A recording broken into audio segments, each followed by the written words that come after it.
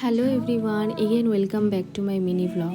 তো সেদিন ছিল স্যাটারডে, অফিস তাড়াতাড়ি ছুটি হয়ে গেছিলো। তো সবাই মিলে আমরা প্ল্যান করলাম যে রাজা ভাত খাওয়া যাব, কারণ অনেক দিন থেকেই প্ল্যান হচ্ছিল যাব যাব, তো যাওয়া আর হয়ে উঠছিল না, কারণ অফিস ছুটি হয় এত লেট করে, তো কিভাবে আর যাব। তাই সবাই মিলে প্ল্যান করে ফেললাম, ঠিক আছে আজকেই যাওয়া যাক, যেহেতু তাড়াতাড়ি ছুটি হয়ে গেছে।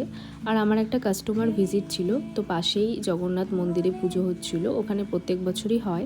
তো ভাবলাম একটু ঠাকুর প্রণাম দিয়ে আসি, কিন্তু দেখলাম যে তখনও ঠাকুরটা আসেনি। তাই ওখানে আমরা আর সময় নষ্ট না করে একদম রাজা ভাত খাওয়ার দিকে রওনা দিলাম। আর এই ফরেস্টে ঢোকার পর কিন্তু একটা অদ্ভুত রকমের ওয়েদার চেঞ্জ হয়ে যায়, ভীষণ ঠান্ডা হাওয়া থাকে, একটা ঠান্ডা ঠান্ডা লাগে। আর এখানে ঢোকার আগে পর্যন্ত কিন্তু একটা বীভৎস বাজে গরম লাগছিল। তো যাই হোক, আমরা ফরেস্ট পার করে এবার রাজা ভাত খাওয়া স্টেশনের দিকে চলে আসলাম। আর তার থেকে কিছুটা দূরে গেলেই কিন্তু ডিমা ব্রিজ, তোমরা সবাই জানো যারা আলিপুরদুয়ারে থাকো।